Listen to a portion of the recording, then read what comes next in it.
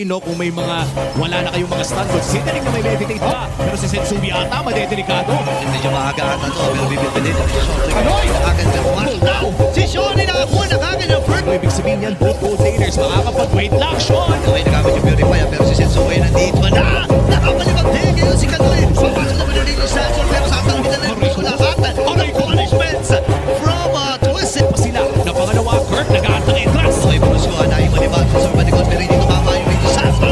Mababaan ko Sean. Simple Sensui, flicker, nagamit na rin ni Kanoy. Nakadalawa na kagad dito. Itong si Kurt, ngayon si Lanzo, ang next na may game pocket nila. Pasok ulit itong tatlong miyembro mula sa Onyx Malabinsan. Sinasalo lamang at sinasabot dito ni Lanzo. Tinitibay lang yung kanyang sarili, pero hindi siya. Isa sa mga nagpapaganda talaga sa pick na to, ayun may karapatan siyang mag-counter-engage. So, engage dito. Pinabibigyan na ang Sensui sa panyang damage.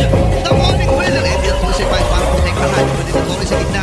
Pero laban ba sila? Higit na sila.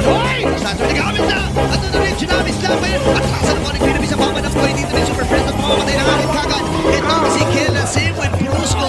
Napakagad Mas mabilis mag-in. That's why nakikita natin yung golden rayon. Pero here comes Brusco. walang purify si Shone. Yan ang binigyan ng kakagad na pumasok din.